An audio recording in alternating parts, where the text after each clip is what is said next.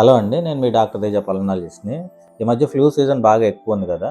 జనరల్‌గా ఎక్స్‌రేస్ చేస్తుంటే ఎక్కువ న్యూమోనియాలు పెరుగుతున్నాయి. అవేర్‌నెస్ చెప్పడం కోసం నేను ఈ వీడియో చేస్తున్నాను. జనరల్‌గా ఫ్లూ సీజన్స్‌లో ఎక్కువ న్యూమోనియా ఎందుకొస్తుందంటే, ఈ వైరస్ ఇన్ఫెక్షన్స్ ఊపిరితిత్తులో గానీ, మన గాలిగొట్టాల్లో గానీ సెన్సిటివిటీని పెంచుతదనమాట. డ్యామేజ్ చేసి సెకండరీ ఇన్ఫెక్షన్స్ వచ్చే ఛాన్స్‌లు ఎక్కువ పెంచుతదనమాట. దానివల్ల వైరస్‌తో పాటు బ్యాక్టీరియల్ ఇన్ఫెక్షన్స్ కూడా వస్తా ఉంటాయి. దీంతో పాటు ఇది ఎవరిలో ఎక్కువ వస్తుందంటే పెద్దవాళ్ళలో గానీ, ఆల్రెడీ ఆస్మా గానీ, అలర్జీస్ కానీ, ఆల్రెడీ కాఫ్ ఉన్న వాళ్ళలో గానీ, ఇట్లాంటి వాళ్ళలో ఎక్కువ ఈజీగా ఇన్ఫెక్షన్స్ వస్తాయి. షుగర్ ఉన్న వాళ్ళలో, ఈ ట్రాన్స్‌ప్లాంట్ వాళ్ళలో గానీ, పోస్ట్ సిఏబీజీ హార్ట్ సర్జరీస్ చేసిన వాళ్ళలో, ఇట్లాంటి వాళ్ళలో ఎక్కువ వస్తూ ఉంటదనమాట. సో, ఈ ఎర్లీగా ఎలా ఐడెంటిఫై చేయాలంటే, జ్వరంతో పాటు చలి, వణుకు వస్తుంటది.